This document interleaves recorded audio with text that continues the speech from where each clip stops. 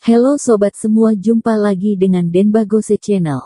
Bagaimana kabar sobat semua? Sebelum kita mulai cerita ini, ayo silakan subscribe, like, komen, share dan nyalakan loncengnya untuk mendapatkan notifikasi terbaru ketika Mimin upload videonya.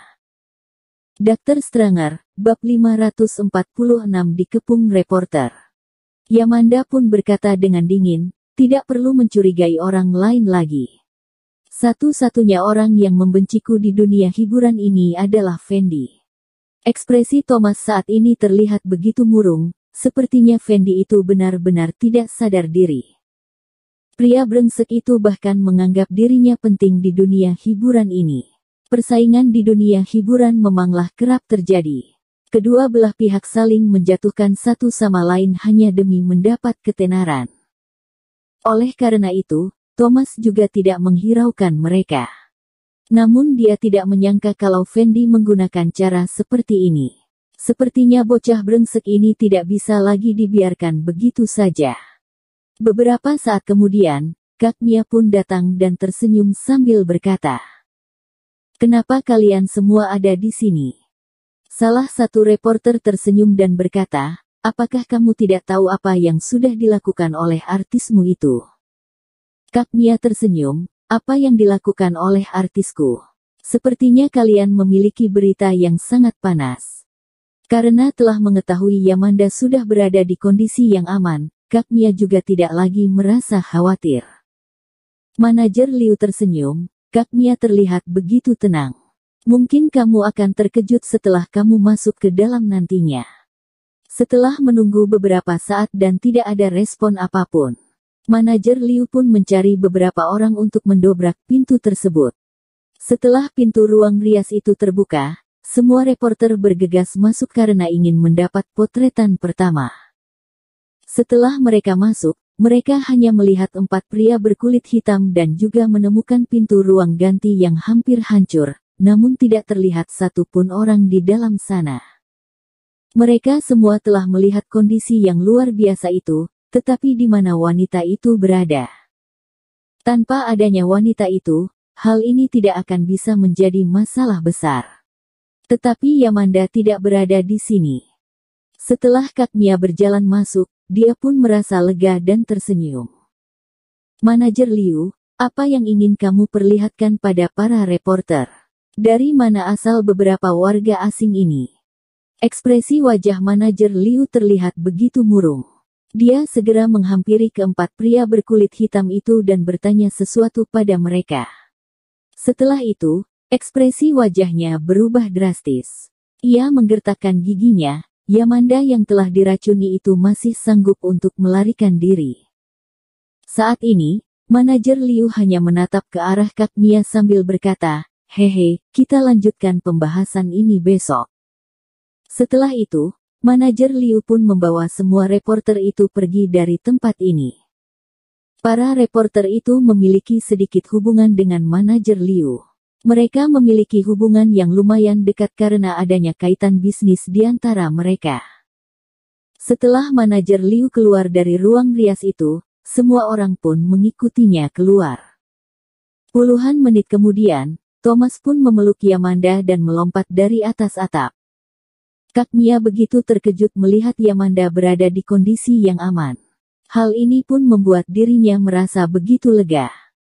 Kak Mia lalu menatap Thomas dengan tatapan yang penuh akan rasa terima kasih. "Terima kasih, cepatlah pergi ke mobilku terlebih dahulu." Setelah tiba di mobil Kak Mia, Thomas pun menyuruh Denny untuk mengantarkan jarum. Saat ini, Yamanda mulai tidak menyadarkan diri. Dia kembali meraba tubuh Thomas dan saat ini leher Thomas sudah dipenuhi oleh bekas ciuman Yamanda. Setelah jarum itu diantar, Thomas langsung memulai pengobatan akupuntur. Dia menusukkan jarum tersebut pada titik pendingin tubuhnya dan hal ini membuat Yamanda mengeluarkan begitu banyak keringat dingin. Yamanda menghela napas yang panjang dan dia juga perlahan sadar. "Nona, kamu memanglah memiliki nyawa yang besar. Kamu bahkan bisa lolos dari bahaya ini." Yamanda menggelengkan kepalanya, tidak semudah itu. Fendi menghabiskan begitu banyak energi untuk menjatuhkan Yamanda.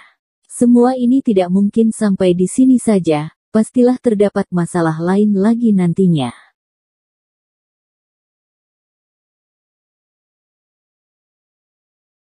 Dr. Stranger, Bab 547 Skandal.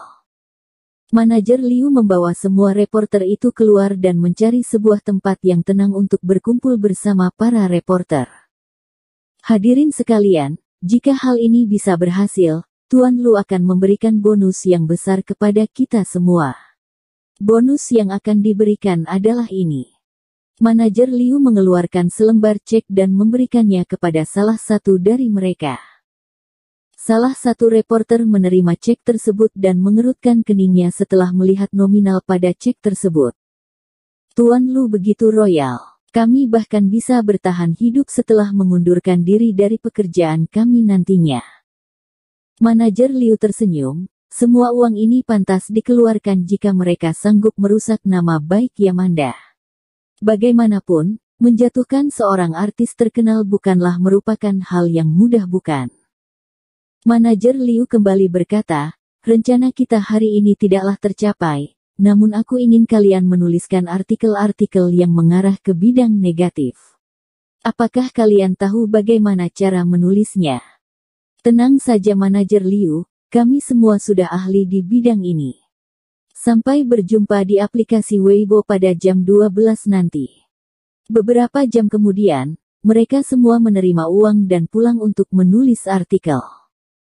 Sama seperti dugaan Yamanda, aksi Fendi tidak mungkin berhenti sampai di sini saja. Jika berita negatif tentang Yamanda dipublikasikan, maka ini akan menjadi sebuah berita internasional yang juga mampu menutupi seluruh berita tentang Fendi. Ketika Yamanda hendak pulang untuk beristirahat, dia dan Kak Mia pun menyewa sebuah kamar hotel dan berbaring di atas kasur sambil melihat ponsel mereka. Setelah pukul 12, puluhan reporter pun mengirimkan hasil karya mereka di waktu yang bersamaan. Yamanda berperang dengan 4 pria kulit hitam di tengah malam. Yamanda memiliki kebiasaan yang tidak baik dan ini akan menghancur kecitraannya. Skandal Yamanda, di depan kamera dia adalah seorang artis terkenal. Di balik kamera, dia adalah seorang pelacur. Para reporter itu sangatlah sadis, meskipun tujuan mereka menuliskan artikel ini adalah untuk menarik perhatian banyak orang. Namun mereka juga tidak bersikap segan pada Yamanda. Berita yang panas ini dikirim dalam waktu yang bersamaan oleh puluhan reporter. Hal ini tentu saja menarik perhatian begitu banyak orang dan berita yang paling banyak dicari di aplikasi Weibo adalah berita tentang Yamanda ini. Setelah mengklik artikel tersebut, isinya sangatlah sesuai dengan judulnya karena semua isi artikel tersebut merupakan kejadian yang baru saja terjadi hari ini. Isi dari artikel itu kira-kira adalah pada hari ini, mereka mendapatkan bocoran dari rekan mereka sendiri yang mengatakan Yamanda mengajak 4 pria berkulit hitam untuk tidur bersamanya. Jadi, mereka pun pergi ke tempat kejadian itu untuk memotret. Namun setelah mereka tiba di sana, Yamanda sudah melarikan diri.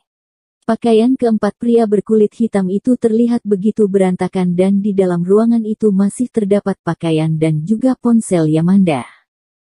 Karena mereka tidak berhasil memotret Yamanda, mereka hanya bisa berkata kalau Yamanda sudah melarikan diri.